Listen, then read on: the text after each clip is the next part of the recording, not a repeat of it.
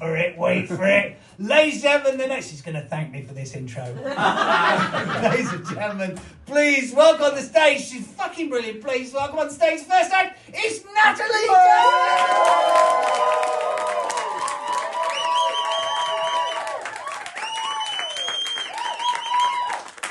Thank you, my little croissant. Hello, everyone. So I've been reading the news. Have you read the news? Have you heard? Shein in the news. You look a bit. Oh, I know why. Because it's, maybe you call it Shine, because it's spelled Shein. Yeah. And you're like, yay, comedy night. We're starting with a spelling lecture by a French. We're in for right now. We're gonna have a good time. And we're all like, oh, girl, come back, please. So Shein, they're this Chinese giant, fast fashion retail giant. You know, they've been, we hear about them a lot. Like, they're selling this really cheap, low quality clothes. And we hear about them because they have really terrible labor practices. They make their, employees work 75 hours a week, which is what we do in France in a month. So imagine. People have to sleep on the factory floor. It's absolutely terrible, isn't it? But as if that wasn't bad enough, we heard a couple of weeks ago that they've been selling childlike sex dolls. Yeah, exactly. I mean, we're all supposed to keep our eye on the Epstein files, and then you have Trump pulling this coup just to divide our attention. Come on, no. So no childlike sex dolls.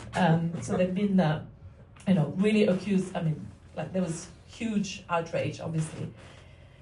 And also, coincidence, the same week that was in the news, that's also when they opened their first store in Paris. And oh my God, people went absolutely crazy for it. There was queues of people in the streets before the store opening. They all wanted to get in. It was mad. I mean, queues in France? What the hell is that? So weird. I was like, oh, what's going on? I mean, no, obviously it's the lack of moral self-restraint that I really condemn personally. Because I'm like, come on, you can't buy those clothes from those people just because you want to keep up with all the TikTok influencers. That's not good enough, is it? So I thought, come on, be honest. It's easy for me, isn't it, to judge people who shop at Shein. Because in a way, as I've learned, from the fast fashion, it's going to come back. Fast fashion is not really, the quality doesn't really do it for a middle-aged, curvy shape. So, as I learned from the fashion police, my mum, yes, I mean, it's a bit rich coming from the woman who sees Theresa May as a beacon of timeless class. All right, Mom, okay. The thing is, the whole, don't, only wear flattering. Which one was it? Theresa May? Which one was it? The beacon of timeless class.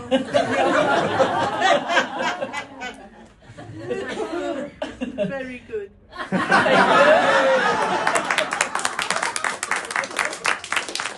Thank you, Mom.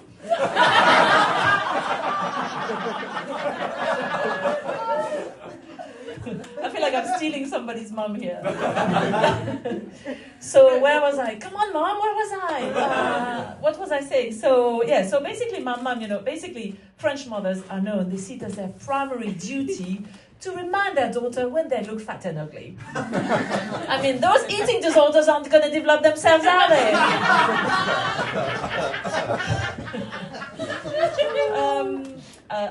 Gosh, I've been distracted. There's somebody who's not laughing at all. She's. I feel like I need to look at anyway, Shein. I was saying, easy for me to judge.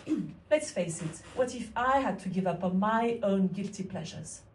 I mean, imagine, what if Le Creuset casserole dishes were made, in a small factory in the deepest France by British illegal asylum seekers who fled England during Brexit. That's very immoral. How could I cope with Could I give up the lure of a nicely stewed bœuf bourguignon? I don't think I could. What about, what if I had to give up on my Lululemon? Lululemon leggings. They're so soft. I couldn't. Like, imagine if I heard in the news that Lululemon leggings are made using the fluff of baby polar bears. Not my Lululemon. I mean, there's more out there, polar bears.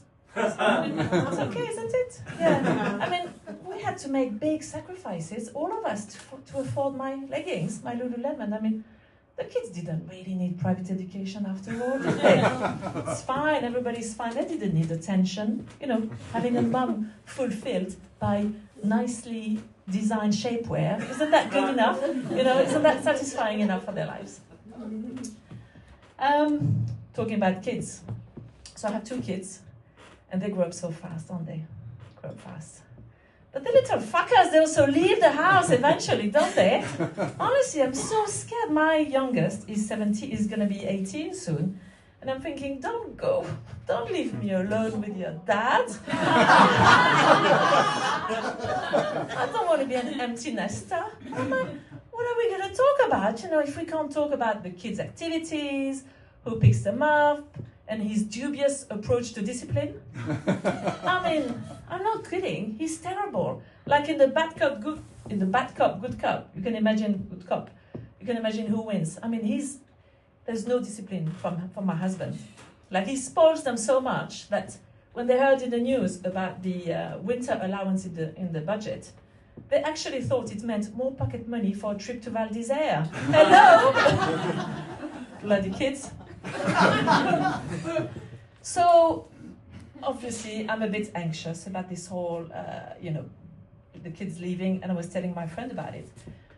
And I was getting really, down. And she was like, come on, it's fine, it's fun. Just, she was all chirpy and cheerful about it. She was like, just embrace the change. Embrace the change?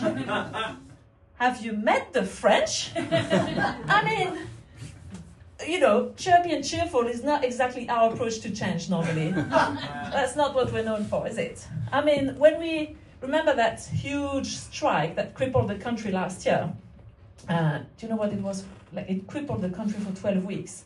Everybody's like, I don't know which one. I don't know which one you're talking about. But there is a big one, and it was due to our President Macron announcing that to tackle the economic crisis, we would have to start working on Friday afternoons. Once a month. Only in the months I have less than 29 days. So that did not go down well, I can tell you. But anyway, my friend was like, trying to get me really motivated about this life, alone with my husband. She was like, can you think of, role plays and games in the bedroom to get the spark? I was like, oh, actually, we have one. We already have one, actually. So the game is very simple. It's in the bedroom, indeed. So, we get to bed. The game is no touching, no touching, no touching. And the first one asleep wins.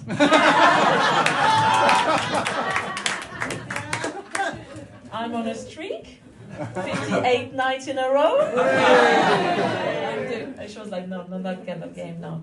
Think of something else. Well, I feel like we have some stories to share at the back. Let's talk at the break. Let's take it offline.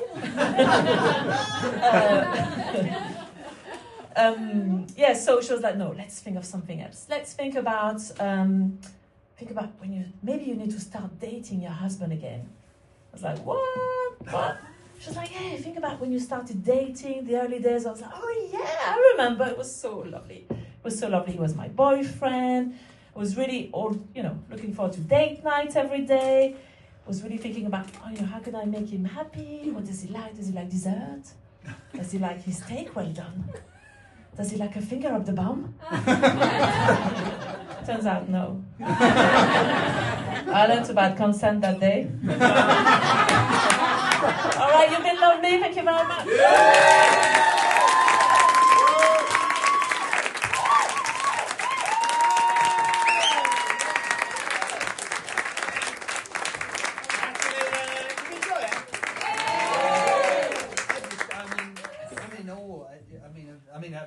comedy, but in order, anybody can do. I can barely. I think I know how to say where are the toilets in 3 languages. That's it. I'm not. What's the word? Bilingual. As I say, job of the compare. Make the acts look good. So, are you ready for the next act? Yeah. Wow, what an act we have for you, ladies and gentlemen. Completely different. But aren't we all? Please, even twins, please, welcome onto stage. The next act is, of course, your friend of mine, but mine more. One known as Neil Benson!